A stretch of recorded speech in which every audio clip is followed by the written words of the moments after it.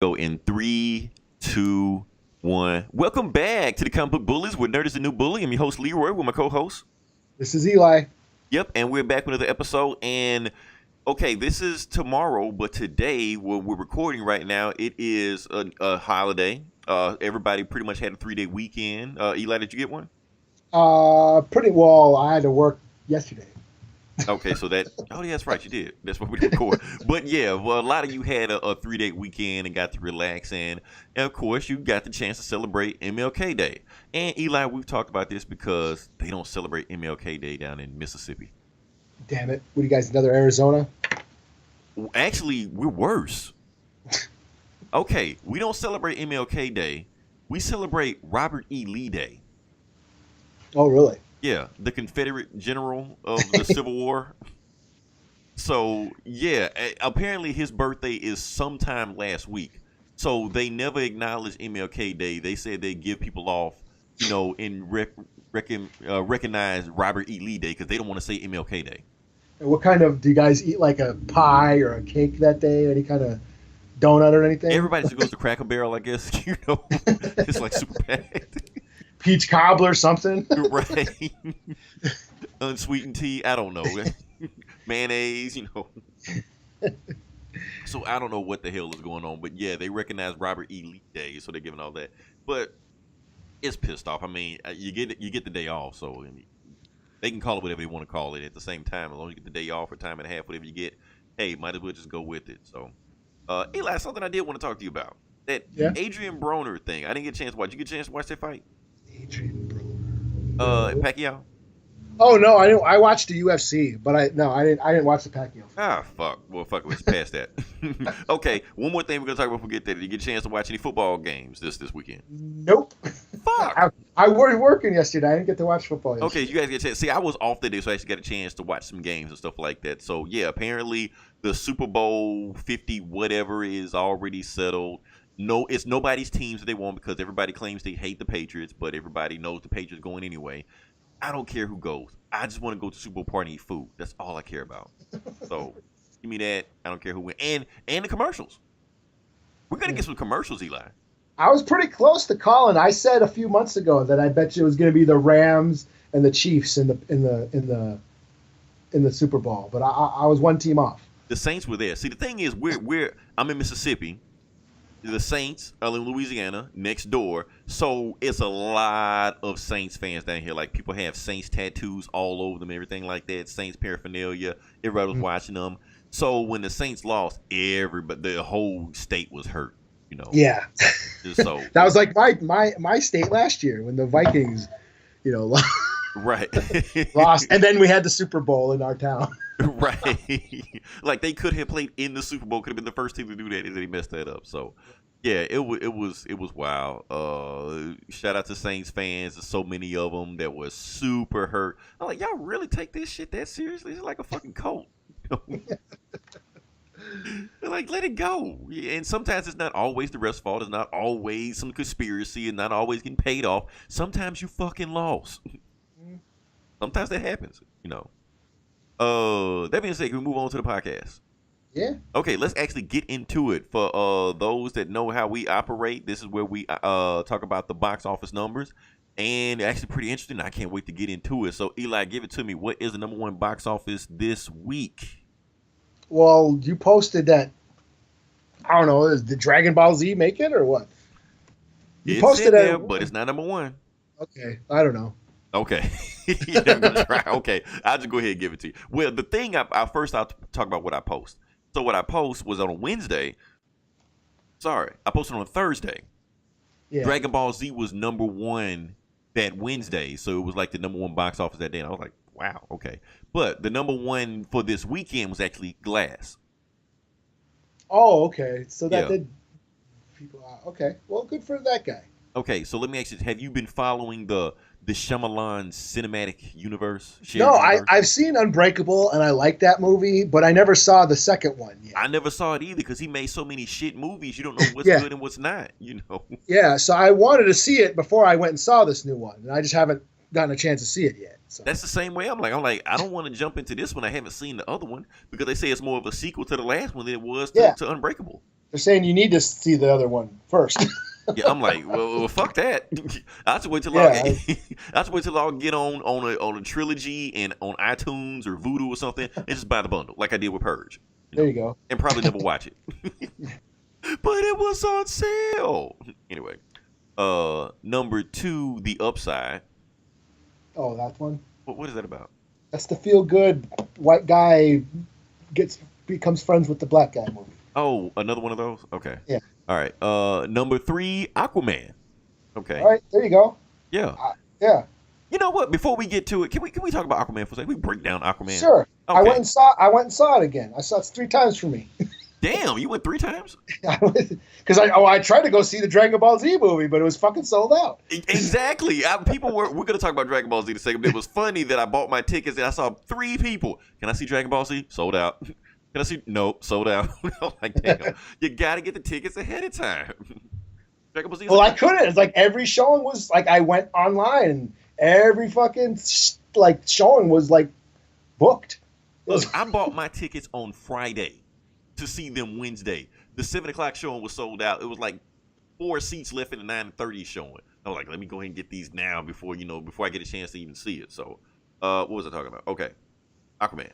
We're gonna get to Dragon Ball Z. Let's talk about Aquaman. I'm excited too. I'm just excited as you are, Eli, because we never talk about Dragon Ball Z on here.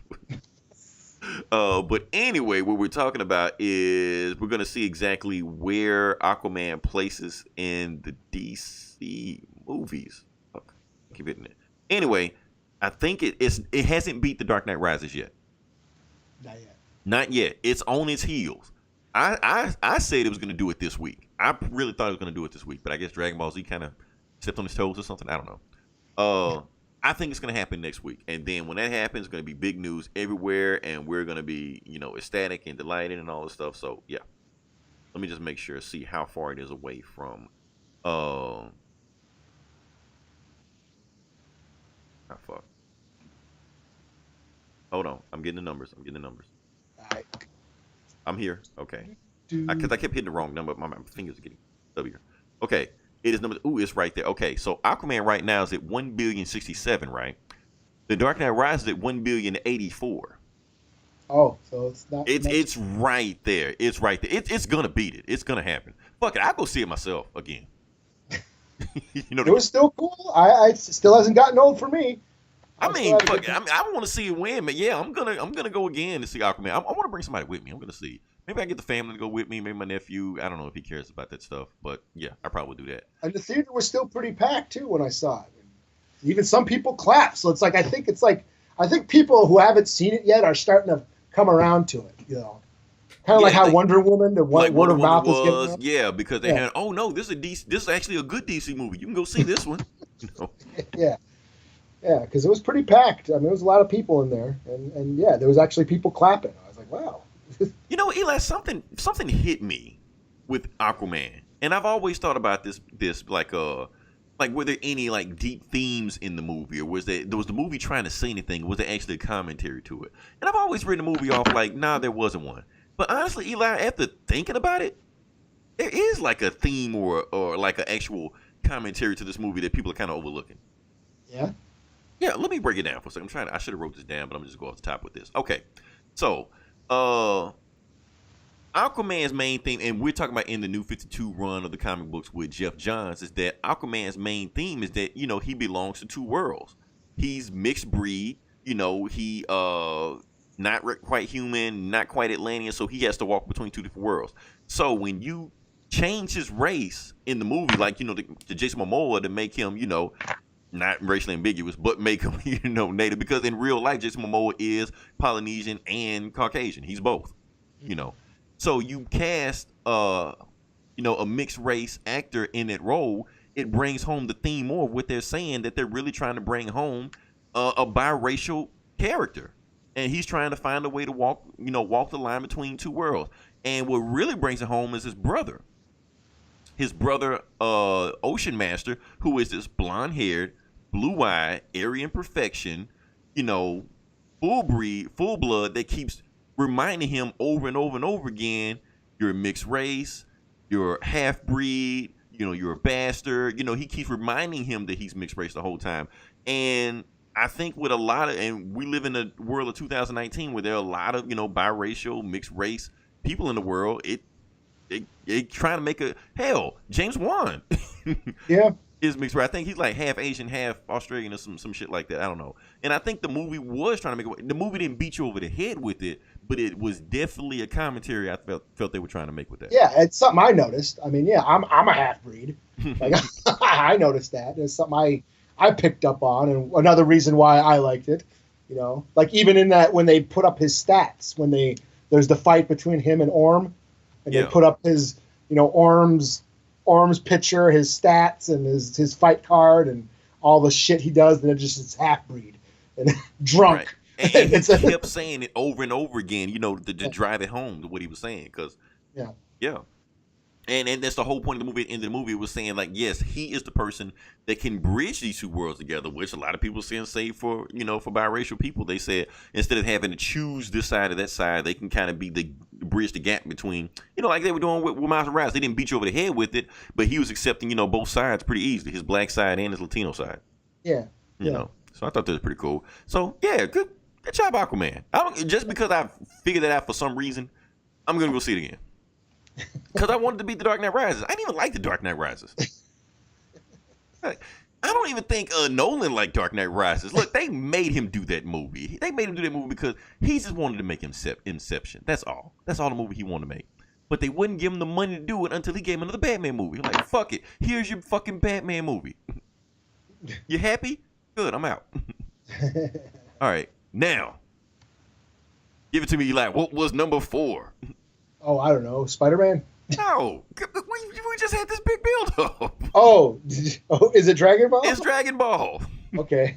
Yeah, so Dragon Ball was number 4 at the theaters for the weekend, which is weird because Dragon Ball was actually in a third of the theaters that the other 3 movies that were in. It was only like the theaters that I like around me, they're only having like 1 or 2 showings a day of it, And it's like what the, and they were all sold out.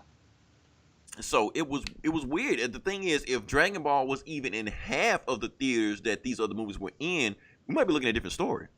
Yeah. Yeah, because it was pretty Glass might have been number 2. It might have been. I mean, like I said, that would have been really fucked up. Get beat by a Japanese Dragon Ball Z cartoon. So, like I said, I got a chance to see the movie.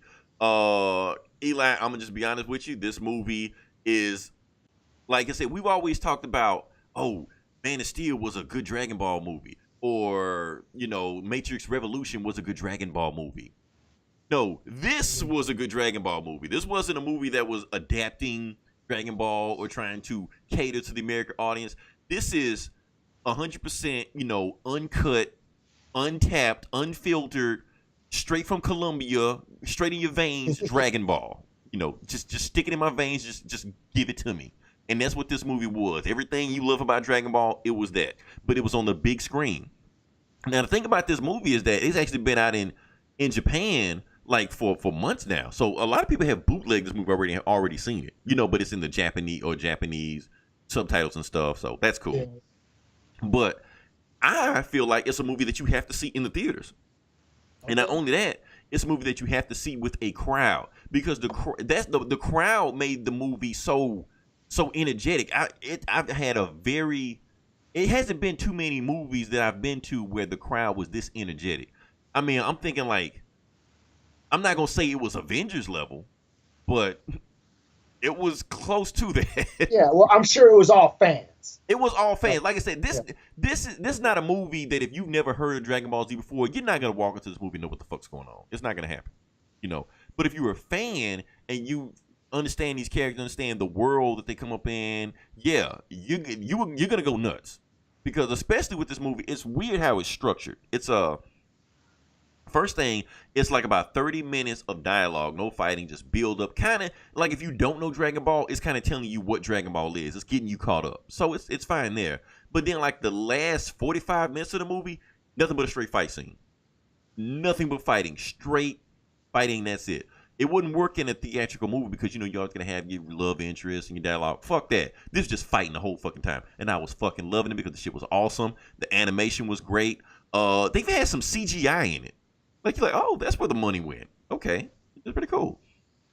Some people And the thing is, like, as far as like the Dragon Ball, and this movie is Dragon Ball canon because the main villain of this movie is Broly, but he's actually the more of the movies he's been in, there's never been canon before. So this is technically the first time he's like basically kind of new 52'd him. You know, changed up his origin, changed up Goku's origin. They changed up a lot of stuff. There's a lot of characters that have been non-canon. They finally brought in for the first time. They retooled Goku's origin where he kind of used to kind of hint at being Superman. Now he's just full fucking Superman. And his dad is Jor-El, you know. Before, in the old cartoon, his dad was like, oh, y'all already shipped my son off? Okay, I don't give a fuck, whatever. You know, and they shipped to the Earth, you know, to conquer Earth. They never did. But in this one, he knows his planet, his home planet is about to blow up. So he looks for a planet called Earth. And he know if he goes to Earth, they have low power levels. He'll be fine there. He'll be a god to them. He didn't say that, but I'm just throwing that shit in there, you know. And then he flies off in the pod, and, you know, his mom and dad, goodbye, my son. Make us a better world. And then as soon as he leaves, you know, the planet blows up and bullshit. So they pretty much just copied and paste Superman. So you're really going to hear these Superman versus Goku arguments now, you know, if they weren't already bad enough before.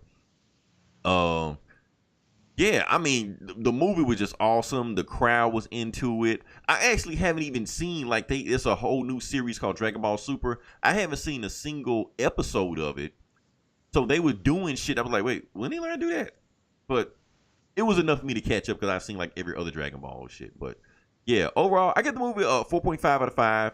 It was some stuff that changed up that I was kind of, like, not cool. Because the thing about Broly, like, the main villain. Now, in the old movies, when Broly used to show up, he was a fucking Terminator. He was unstoppable. They couldn't do anything with him. They used to send like 5 guys at him. He used to swat them away like flies. He didn't talk anything. All the thing he used to say was, Kakarot, you know, and they would just have this mean look and that's it. But now, in the new movie, they gave him like a backstory. And even though I said there was no love interest, they actually did give him a love interest for some reason, you know. And she saved him at the end with the power of love and all this bullshit like that. And he wasn't just this unstoppable juggernaut was before. He actually never been in a fight before, so he had to learn how to fight. But once he learned how to fight, they are like, oh, we can't do shit with this guy. You know, and that was interesting. So the plot was the fighting, if it makes any sense. I don't know. Yeah, because my kid, he's a huge Dragon Ball Z fan.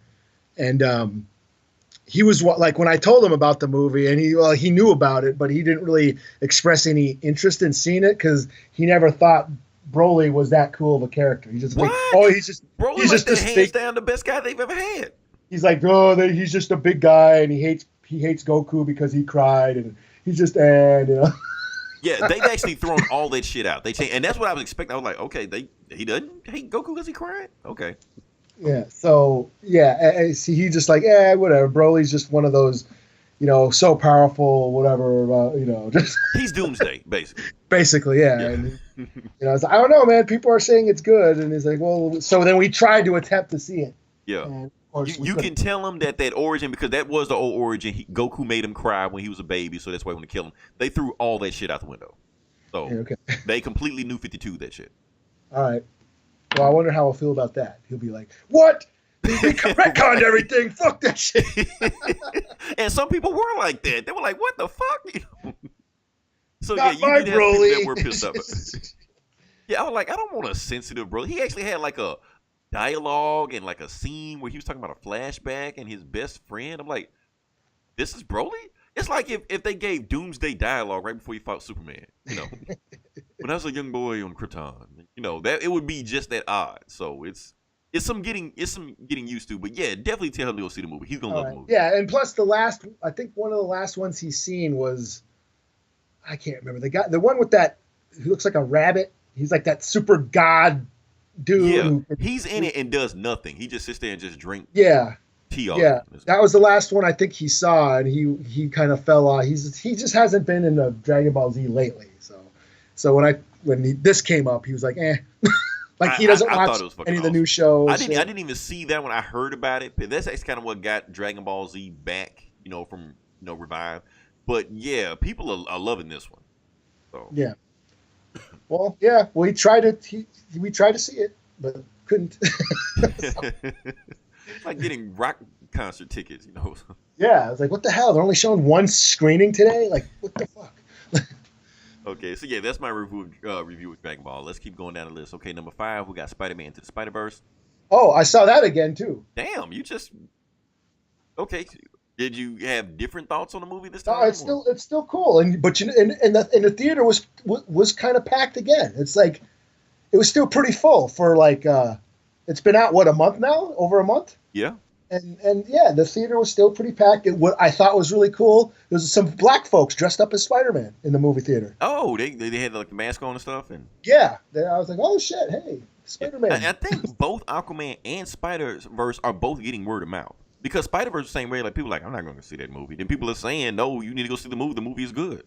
Yeah, and it just won the fucking award and shit. And that's what people turn their heads right at. Wait, that won the award? Okay, let me go see the movie. It's still in the theaters, you know. Yeah. So, number 6, A Dog's Way Home. I don't know what the fuck that is. One of dog movies for dog folks. Yeah, I don't know why that was popular. Anyway, number 7, Escape Room. Number 8, Mary Poppins, y'all. And number 9, Bumblebee. Eli, I was this close to seeing it this weekend. Oh, that's cool. I guess. They are making another one. They already said they greenlit another. It made enough money to justify a sequel. So, oh, there you go. Right. Even though it's still the lowest grossing Transformer movie of all time, but that's neither here nor there. Yeah. And number 10, On the Basis of Sex. Oh, I feel like the movie is false advertising, man. You got RBG. Right. You got that hot chick, Felicity, what's her name? And then you got sex on the title. And I'm like, oh, yeah, I'm going to see that. I'm like, no, it's not that. Yeah, we just pissed off a bunch of feminists right there. Oh, toxic masculinity. Hey, Jiggles, why don't you scoot that gorgeous butt into this courtroom? Right. This movie is false advertising. I want my money back. Oh, shit. What else we got to? Oh, let's move on past that. Before we get to, fuck that. All right, let's talk about Lee Daniels. Okay. Yeah, let's talk about Lee Daniels. Lee Daniels, for those that don't know, made a whole bunch of movies. Depressing ass movies. Yeah. Eli, can you read off the list again? Because I completely forgot. What? Precious and Monsters Ball. Precious, Monsters Ball. That's the only one. The Butler, if you've seen that. I didn't see that, no. The Butler is about this butler that's a presidential butler that has gone through history with the presidents and stuff like that. He actually was a real guy. And he died like a month after Obama got elected, and the last thing he did was, put his vote in for Obama, then he died. I don't know if that happened or not. Oh, really? Yeah. He's like Forrest Gump or some shit. Like barely made it there. But he had basically been a presidential butler forever and seen all kind of stuff in JFK and Nixon and, all the stuff like that. So anyway, he also is the showrunner of Empire. It's a show with. Oh, really? Yeah, he yeah. Runs that. Yeah, he runs the show. Like, he created the show, everything. That and another show called Star, which actually put the first transgender. Anyway, we're getting off subject. He wants to make a gay superhero. Okay. And which one? Midnighter? No, he actually wants to create one from scratch. Oh, okay. But not really. He didn't really make it from scratch. So he's not going to do Midnighter or any of these other guys like that. He found an Instagram sensation called Super Bitch. Yeah, so that's the name. Super Bitch has kind of got a fan base, a following, being a gay superhero. I've seen a few of the clips. I will say this, Eli, the guy is really limber. Oh, is that dude with the high heels and shit? With the pink high heels. Yeah. So it's going to be like Pootie Tang. It's going to be like Pootie Tang, yeah. I mean, the guy is athletic. Like, if they made a gay Spider-Man, I can picture him playing the role, But well, that's to think of it.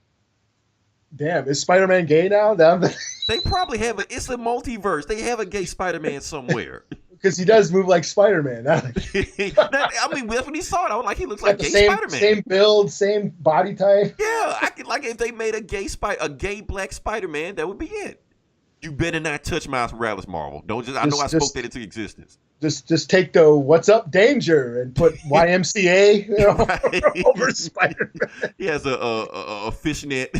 Okay, let's stop before we get too far right now. But anyway, Super Bitch. He wants to make Super Bitch a movie. He said it's not going to be his first movie, second movie. It's going to be down the road. And okay, this is why I want to talk about this.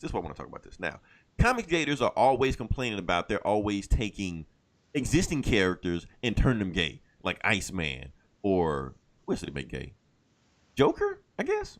Oh, okay, sure. He kind of flips and flops and whoever, you know. Oh, they're complaining, you made Harley Quinn and Poison Ivy gay. They've been gay since the 90s. Where the fuck you guys been? But anyway, the thing is, they're making an original hero. I don't know what his powers are. I don't think I want to know what his powers are, you know. But he's a new hero from scratch. They're not changing anybody. They're not making anybody. He's making a movie. So honestly, Eli, I feel like this is. I feel two ways about this. I feel like this is the way to go if you want to do that. Now, if they make this Super Bitch movie and the Super Bitch movie does $500 million, good for him. Obviously, it was a good idea. Nobody else wanted to do. You can't complain about it. Or whatever they do to make their money back on it. I don't have to see it. I don't have to go support Super Bitch. It's not my I'm not the target demographic. But if somebody else wants to see a movie made like that and they put their hard-earned money into it, go for it. Now, that being said, I do have a flip side of that. I do feel like it is perpetuating another stereotype. True. I mean, Super Bitch, high heels, dancing. But that's neither here nor there. If the movie makes money, have at it. Make a sequel. Make a trilogy. Infinity Gay or whatever. I don't know. Do what the fuck you want to. I couldn't think of anything at the time. But yeah. Copyright that. Yeah, before Lee Daniels get hold of it. But that's how I feel about that. So yeah, make your Super Bitch movie and that's cool. I just want to get out there before we actually get to the depressing shit. You want to talk about Punisher? If you want. Oh, that's right. You didn't see it. I forgot. I didn't watch the shit yet. You didn't watch it. Okay, so I guess it's. You watched it? I guess I'll talk about it. Yeah. Well, God bless you. Okay, here's the thing. I watched some of it, and some of it watched me. Because what I did, I was watching, I fell asleep, and I just left it on. And every now and then, Google will ask me, you know, do you want to keep watching? I'm like, sure. And then go back to sleep.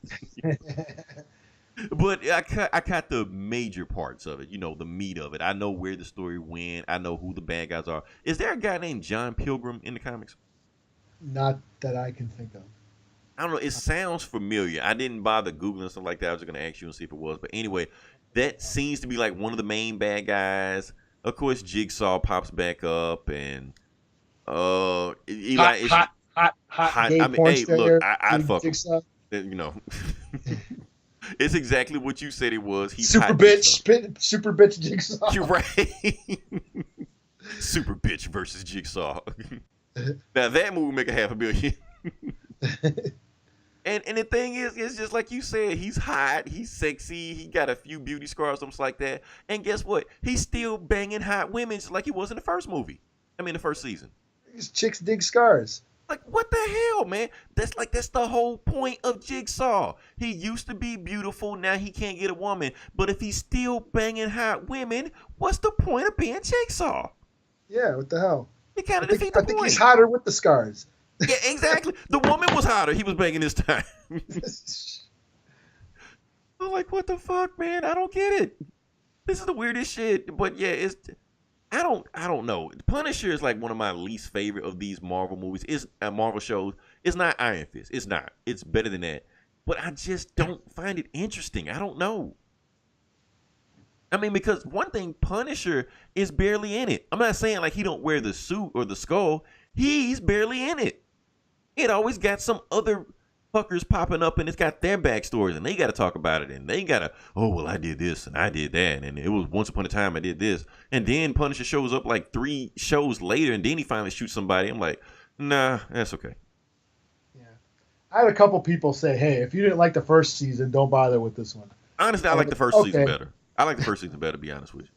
Because it just feel like Punisher just aimlessly just wandering around. He'll meet up with some people. Hey, Punisher, go do this for me. Okay, and then he shoot some people, and then he just do some other shit.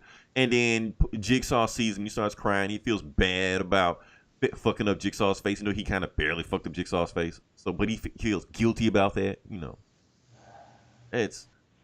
yeah. I mean, honest, the show's gonna get canceled next week anyway. Yeah, what's the point? What's the point? I got the rest of my life to watch it. Or at least until Netflix pulls the shit, you know, one or the other. Yeah. And so, yeah, you just watch it at your leisure whenever you want to. I don't know, Eli, Honestly, I can't see you liking this, Eli. I'm good. All the complaints you had about the last one, I really don't see you getting into this. That's what I'm saying. It's like, should I buy? Like, I thought I saw it on there. Like, ooh, should I watch The Punisher? Oh, hey, the Killer Mike show's on. I'll watch that. The Killer Mike show was awesome. Yeah, it was. Exactly. That's what I would do. I'm like, what the fuck else is on Netflix? Like, why am I forcing myself to watch this Punisher shit when I didn't like the first season? Oh, yeah, I can have a podcast. That's why I'm watching. Otherwise, I wouldn't give a fuck. Remember last time? It feels like a chore. It feels like exactly what it was. It felt like work watching this show. Yeah, it's like, fuck, I gotta watch that. Oh man, 13 episodes of this horse shit. And like, why can't it just be 10? Why can't it be like Iron Fist? Yeah, make it a little easier. Like, no, you're giving you a full 13, 58 minutes of show. Like, oh fuck, okay, got to get through this shit. So yeah, but can I make some other Netflix recommendations? Okay. Much better shows than this one. Yeah. Okay, Killer Mike. That's one. That was awesome. It's called trigger warning, right? Trigger warning. Be careful, because you will get triggered. Oh yeah. Watching this I still got to watch two. I still got 2 episodes left. 2 episodes. Okay, I watched like the first 3, and I was like, okay, this show was interesting. Like Killer Mike has a show with this one. He has a brilliant idea with this one, and it made me think. They're like, man, maybe I should do things differently the way I do things. Mm-hmm. What else? Okay, Ja Rule has a documentary, but it's not about Ja Rule. Remember that thing that happened last year? No. Damn. Nobody remembers it but me. It was all over the news, but nobody remembers it. Okay, hold on. Let me drink my water. Okay, so there was this thing called a fire festival last year where there was on the Bahamas. Ja Rule attached his name to it, and it was like a complete bust. The party completely fell apart. They false advertised. They stole everybody's money, and the guy disappeared. They made a documentary about that. They actually made 2 documentaries. One documentary was on Hulu, another documentary was on Netflix, but they're 2 completely different documentaries, and they're from 2 different slight angles. One angle is kind of, making them like the victim, like Ja Rule is the victim, and the other one is painting them like the asshole. So I only saw the Netflix, so I didn't see the Hulu, but other people said they like both of them. So it was no new information about me because I followed that whole story, and I thought it was pretty interesting. That being said, there was another show. Eli, you have to fucking watch this show. Oh, yeah? Have you seen it? No. Watch that fucking show. That show is fucking nuts.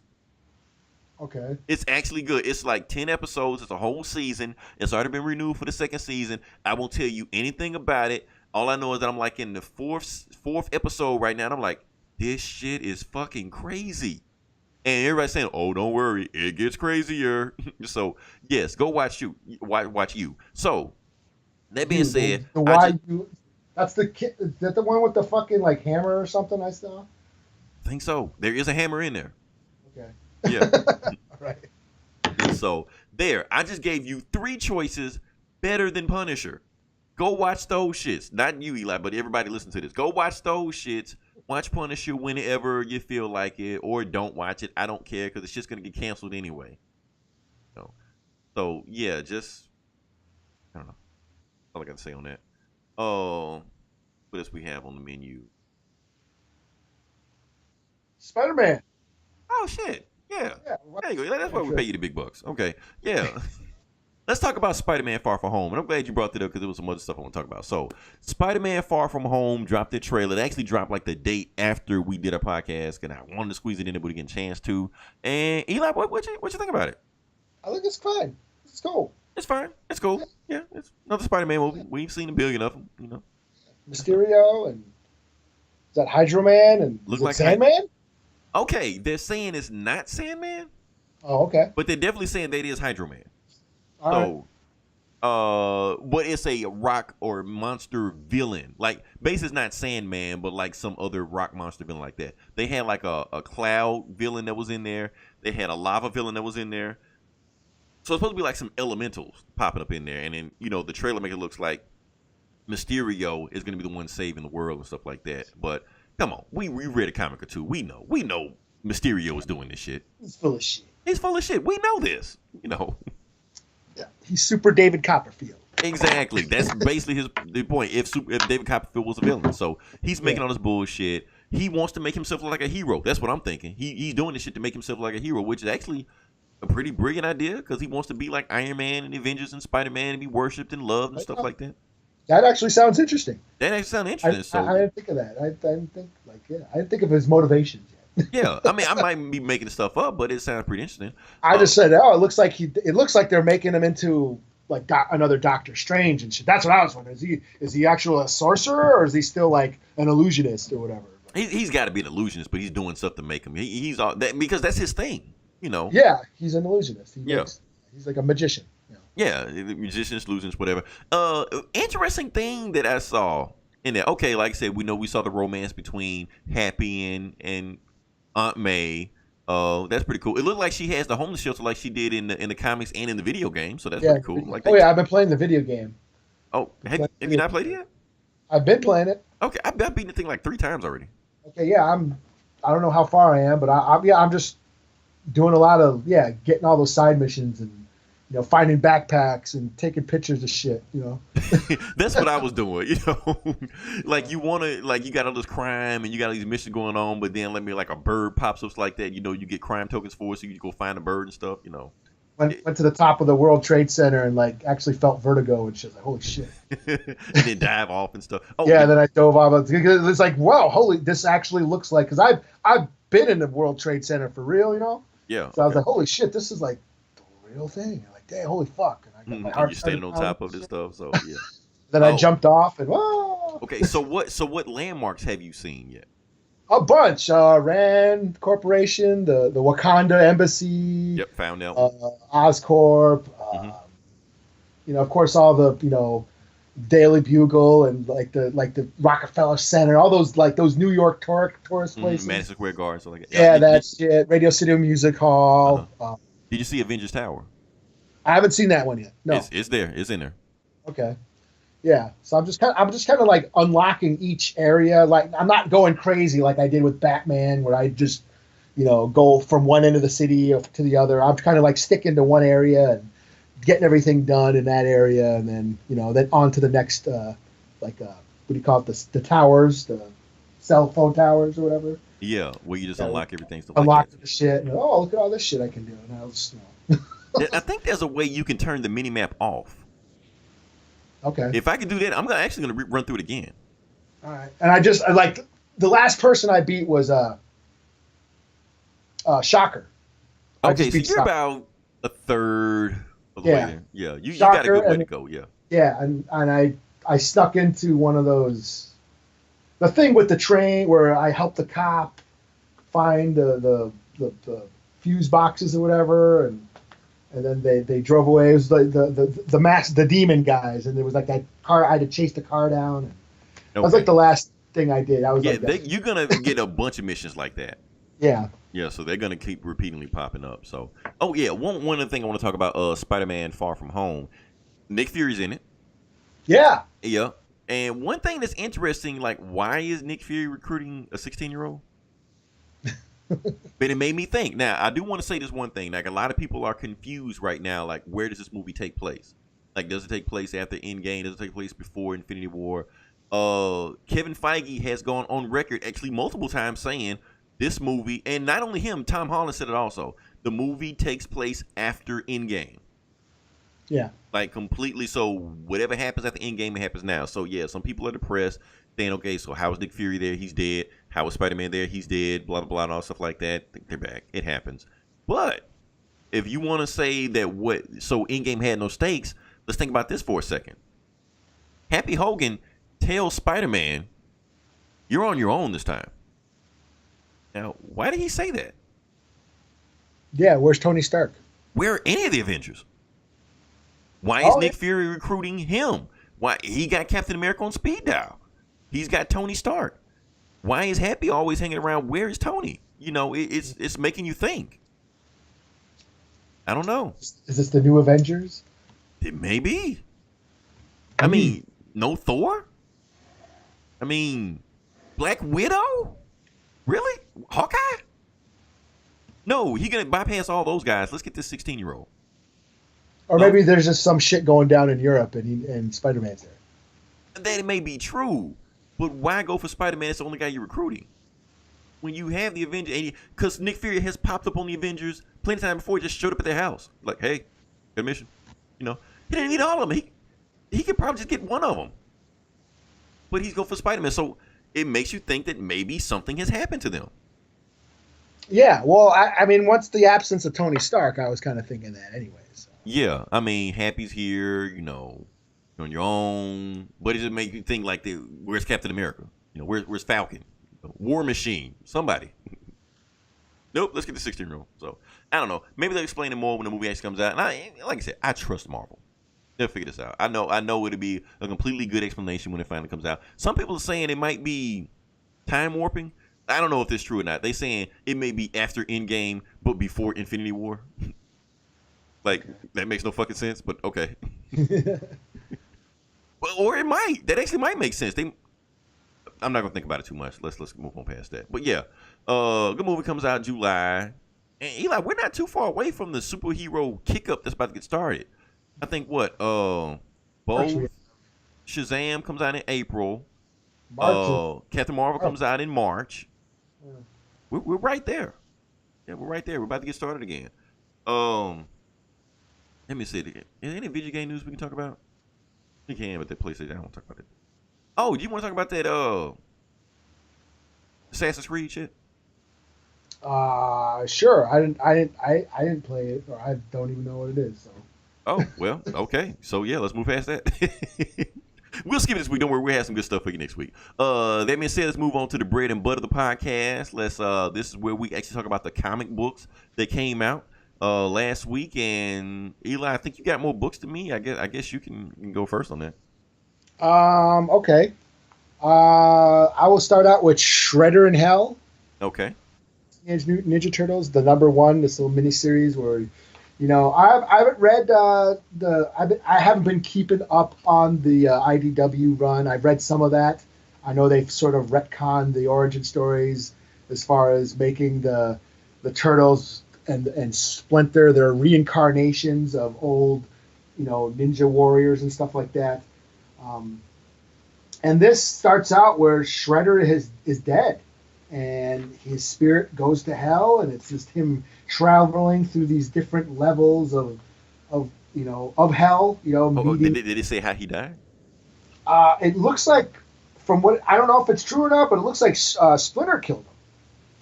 Oh wow, so, okay. Because in one of the early runs, Leonardo chopped his head off. Okay, well then that's his head is chopped off.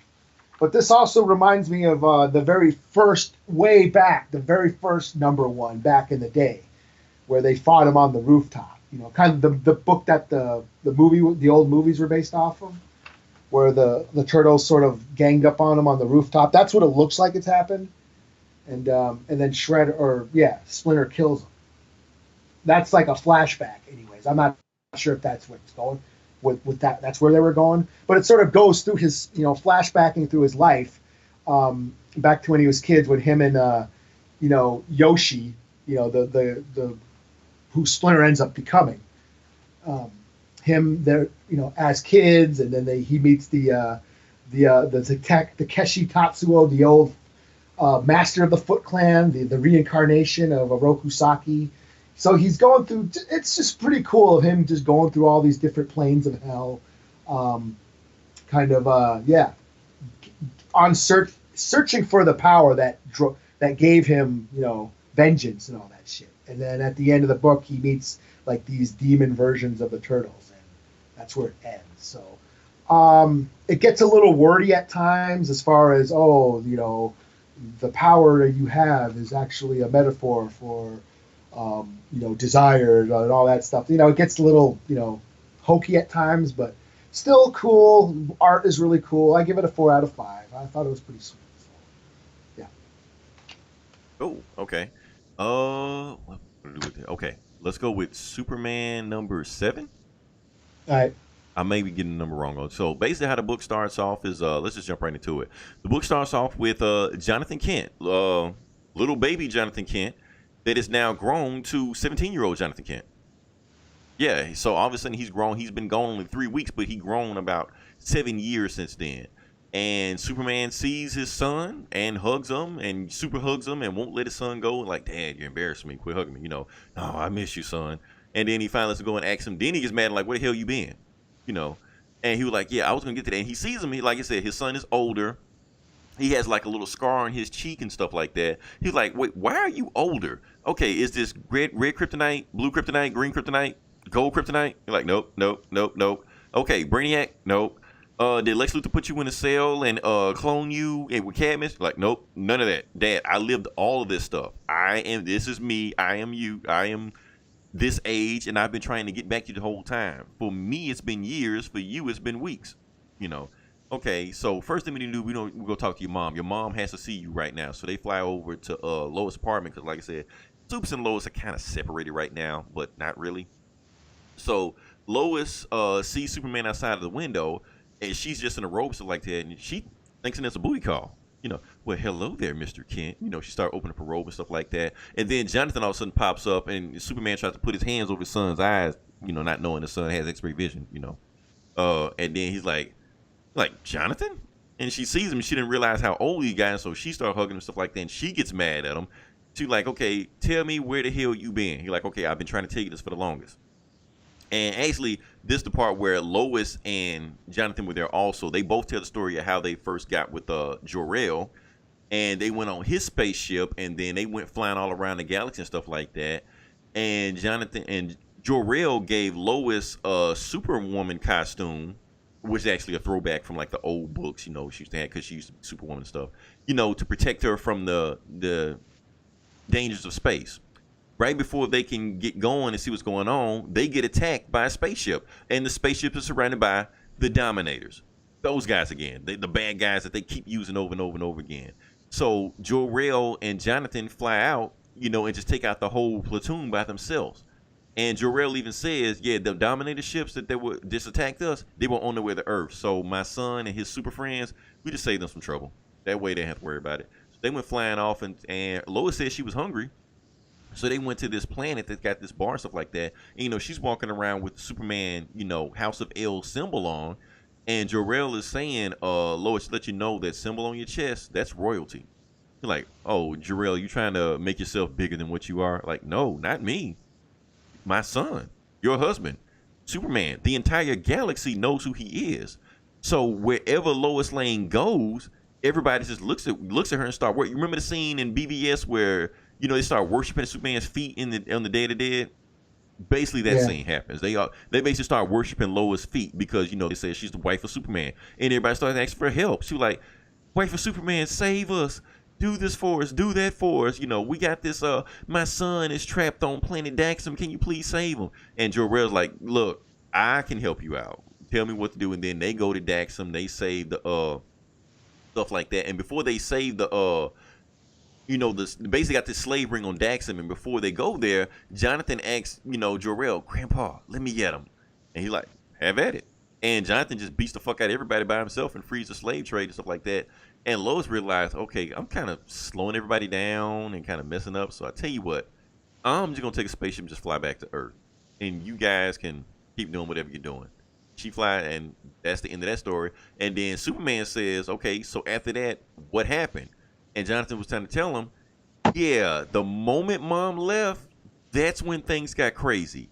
Grandpa, he's not all there upstairs, and we need to do something about it. And that's how the book ends. We're saying next issue, Father's Day. That's how the book ends. So, pretty cool story. I liked it. It was Bendisy at times. I guess Bendisy is a word now. Overall, I give it a 4.5 out of 5. Entertaining read. I was glad, Jonathan Back is pretty much just his story, So, yeah, all I got. All right, cool. All right, since we're on DC, the only DC book I'm going to do is Detective Comics 996, Countdown to 1000. And this fucking book is just all sorts of fucking nuts. This is dope, man. Basically, we're still going Peter Tomasi's run, where somebody has been recreating the murder of Batman's parents and stuff, and just fucking with them. What they do? They shot Alfred. He's all fucked up, and he goes. Last issue, it ended with Batman going to Arkham Asylum. So okay, y'all gonna start talking. And in this one, the first page is like a 9-panel, layout of all the villains with like black eyes and bloody lips and shit. Like Batman's just beating the shit out of everybody. Like, nope, I don't know nothing. Nobody knows nothing. so Batman, yeah, all these villains are just all bruised up and shit. You hurt Grundy hurt you, yeah. Yeah, it's pretty funny. But it's basically he's still trying to find out who's doing this, who's behind these murders that are just recreating basically Batman's life. He goes on this trip around the world, basically tracking down people that are trying to who know who Bruce Wayne is Batman. You know what I mean? Mm-hmm. He's going around. He ends up finding Henry Ducard. Okay. And he's like, hey man, I don't what's up, man? Somebody's doing this shit to me. He's like, hey, it ain't me, but I'm sure whoever it is, they're after me too, and you led them right to me. And then there's a monster that Batman fought a couple issues ago that sort of takes on like the traits of all the villains he's ever fought. So it's like this big, huge mutant monster, like a John Carpenter's A Thing kind of creature with like multiple heads of like the Joker and Penguin and Killer Croc and all these arms and shit. And so it's like they fight that monster and they're like, what the fuck is going on and shit. And, so really cool fucking book. Like I said, it's the countdown. They're counting down to 1,000. So this is a pretty cool storyline. I give this a 4 out of 5. No, fuck it. 4.5 out of 5. Because this book is just nuts, man. So. They're building up to 1,000. I'm curious to see what 1,000 is going to be like. Is it going to be a continuation of that or a finale of that? Or is this going to be like Action Comics where it's just like story after story, Yeah, a big $10 issue with a bunch of small. Oh stories. Yeah, it's coming. So, all right. Now the book I have next is The Batman Who Laughs. Yeah, Eli, I don't know why you didn't like this book. I love this book.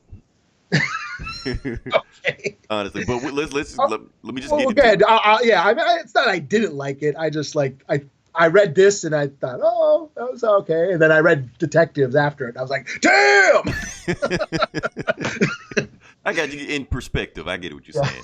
Okay, so basically what the book starts off with, like I said, last book we left off with, Joker shot himself in the chest and infected Batman with the Joker venom.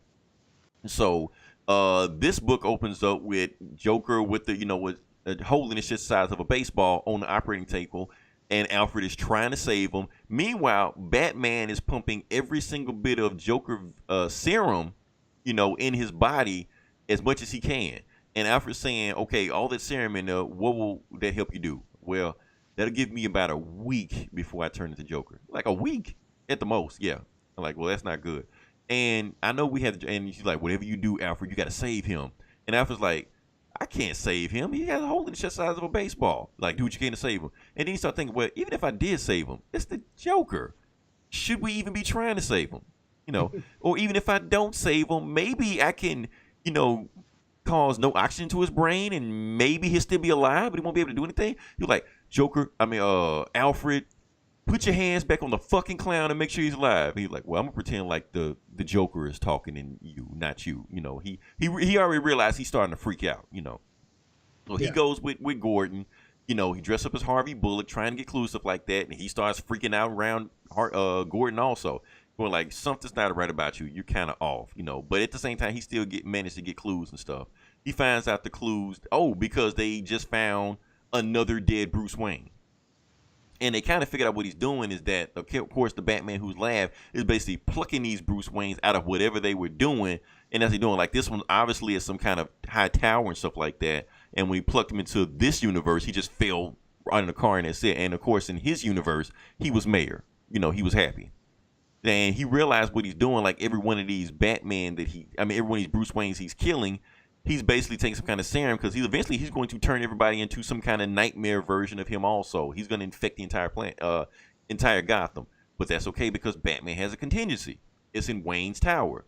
Just in case something like that happened because the Joker has attacked Gotham so many times, he has something in Wayne's Tower called the Laugh Last Protocol that will activate itself and flood the town with vaccines just in case something like that would happen.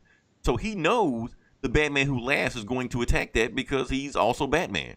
So he goes there. Of course, when he gets there in Wayne's Tower, Batman Who Laughs killed everybody except this one blind guard who doesn't realize that that's not Bruce Wayne, because he sounds like Bruce Wayne. So he gets there, they get into a fight, and of course they know how to counter with a counter with a counter because they're Batman. They know how to beat it, see each other move before the next move's going on. But the thing is about Batman, knew he was going to fight the Batman who laughs, so he has invented his own martial arts before he got there to fight him, and whatever. He beats the Batman who laughs. But as soon as he beats him, Batman gets shot by the Grim Knight. For those who don't know what the Grim Knight is Punisher Batman. Mm-hmm. And he shoots him with a bullet that has a bat taser. So he's so far ahead of prep time, his bullets have bullets. That's the Grim Reaper, the Grim Knight, or whatever. So Batman's down. Total Snyder shit, yeah. Yeah, it's because that's what happens in these books. So Batman is down. The Batman who laughed knows how to activate the lab protocol because his fingerprints matches Bruce Wayne, so he has access to it. He deactivates it and tells Wayne Tower to blow up. He leaves Batman there. Batman is able to get to his feet just in time to get the blind guard and jump out of Wayne Tower before Wayne Tower is completely obliterated. So yes, Wayne Tower is gone.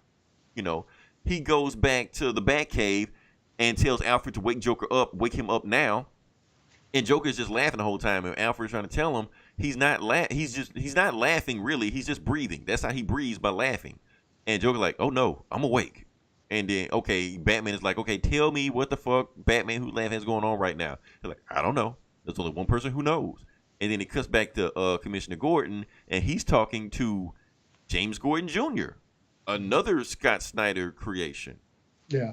Yeah, and book ends from there because I guess he's like a psychopath. Oh yeah, he's a psychopath. He's just as crazy as Joker.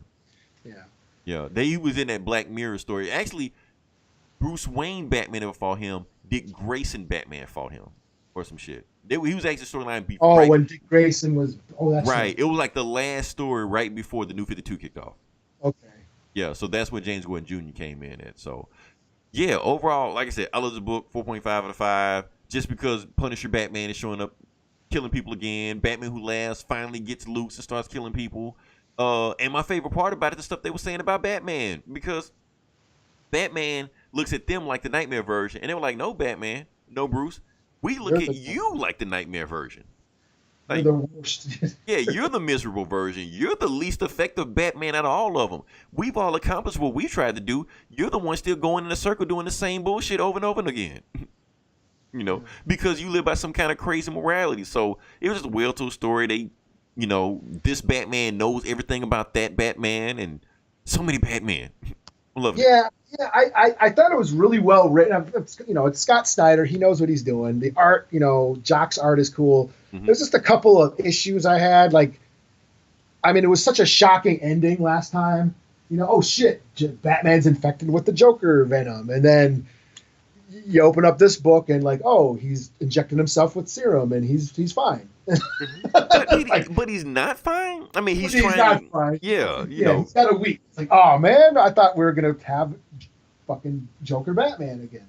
But he's freaking out. That's the thing. Every now and then he shows up doing Joker stuff, and then even the Batman who laughs tells him the point you're at right now is the same point I was about a week before I became the Joker, and you're basically heading down the same path I am because you realize everything you're doing doesn't work. Yeah, and then the whole thing about does the Batman who laugh, does he have the same voice as Bruce? He's got to, yeah, because that but blind guard didn't recognize him. His word bubbles are all evil looking. I would expect him. He's like talking like this, because his words are all evil and red and creepy looking. It's like, but then the blind guy recognizes him as Bruce Wayne. I'm like, so I remember thinking, what? So is he just talking like regular Batman? Well, why are you changing his word bubbles then? I just right. I guess he did it for our benefit, I was like, okay, what? And I was like, oh sure, why not? It's a comic. Fuck it. But I did like the fact that he's like, oh yeah, I prepared because the whole joke around Batman's biggest superpower is preparation time. Right. Because I prepared. I learned a martial art that you don't know. Called But a then bam he's like, pow. yeah, I was like, but I knew you were gonna learn it, so that's why I let you beat it. And And that then he was so gets funny shot. about it, right? It's like I prepared more than you. I prepared for your preparation, but Yeah, because I knew you were gonna do that. yeah, I thought that was pretty funny. So yeah, So yeah, I'm loving the book. That's just me. I don't know. This is the book people need to be reading right now. Punisher, Batman, Joker, Batman. This is the book everybody needs to be picking up. This needs to be talked about. I feel like. I don't know. yeah. All right, now my other book, Conan the Barbarian, #2. Damn it! I didn't know there was a number 2 out. Oh, this is dope. This was so fucking dope. Yeah, so this is continue on the Life and Death of Conan Part 2. The Savage Border, which is, the title of this tale. Savage Border. Get it? Border. That's, Okay, commentary on they're throwing it in. It's weird in a Conan comic, but okay. Yeah, and it makes it work. Basically, we're continuing the storyline from last time, where the Crimson Witch is basically is after Conan because his blood, is so full of death and destruction, that his blood is so potent with dark energy that the Crimson Witch wants his blood. But this before that happens, this takes place, in his younger days, where Conan is hunting this tribe people called the Picts, and they resemble indigenous native people. And he goes in there. He goes across the river, across the border to Aquilonia, the normal noble town. You know what I'm saying? So he crosses the river into the savage lands, and he's hunting these Pict people, these tribal people. And basically, he gets cornered by these big giant white snakes, and he fights the snakes, but he gets infected with the venom. He wakes up in the tribal village, and the medicine man is like, "Hey, you're about to die, but we saved you." And he's like, "We know who you are. You're Conan the Cimmerian. Everybody hates you around here because you kill us. You basically come from you're those foreigners. You're with those foreigners that come into our lands and steal our lands and kill us all. Oh wow. So okay. we don't like you around here, but you know what? We know who the fuck you are, and we know what you can do. And I just saved your life, and in token, you're gonna help us kill these fucking snakes that have been killing our people." So Conan reluctantly joins the army of warriors with these tribal people, and they fight these giant snakes. And after a while, he starts to gain respect from the other warriors, because the other warriors hate him. They're like, "We know who you are, motherfucker. You're that asshole who fucking kills our people." But after a while, he's like getting down with them and killing these snakes, and they start respecting Conan and shit. And in turn, Conan's like, "Well, hey, these people aren't really savages. They're like, actually, they remind me of my own people, the Cimmerians. We're actually got a lot in common." And he starts respecting them, and he almost like becomes one with the tribe. It's basically like Dances with Conan. That's what it was sounding like. Yeah. A man called Conan. Remember A Man Called Horse? There's a man called Conan. And that's what it is. But then, he finally, of course, he kills the king snake, and then decides to leave. I mean, the medicines man, like, you have a place here.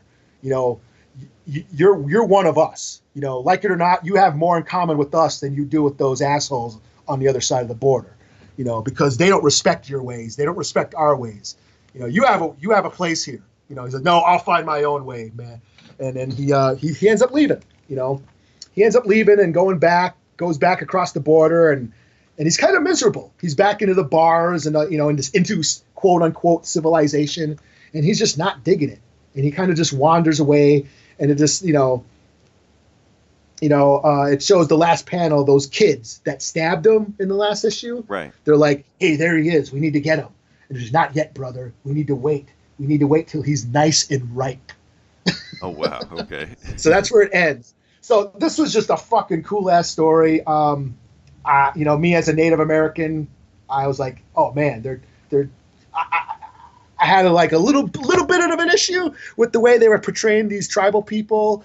But then I was like, you know what? It's fantasy. Fuck it. Just go with it. And I went with it and kept reading. And I'm like, no, this is actually a really cool story that has a lot of parallels to what is going on today as far as, borders and people trying to protect their own, you know what I mean? I think that's a set, I think the reason why there's a division in this country and politically, because people are looking out for their own. Right. They want to protect their own.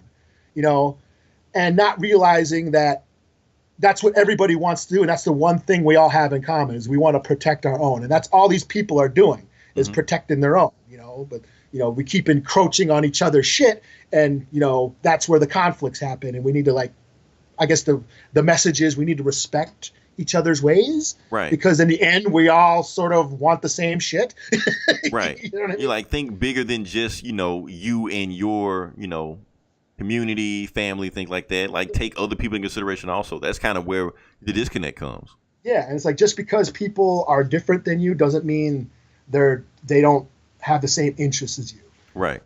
At the end of the day, we all want to raise our families, make money, retire. I mean, we all want those things. Yeah. So. And so, yeah, I thought this was a really cool story, really cool Conan story. And then it had a lot of deep, meaningful themes going on.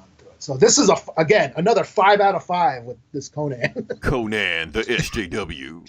Yeah, that might be the name of this podcast. Who severs off heads and shit, cutting off heads and shit. Right.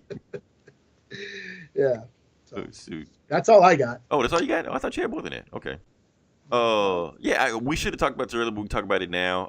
Yeah, George Perez is retiring. Oh yeah. I guess we can talk about that now because it's comic book related.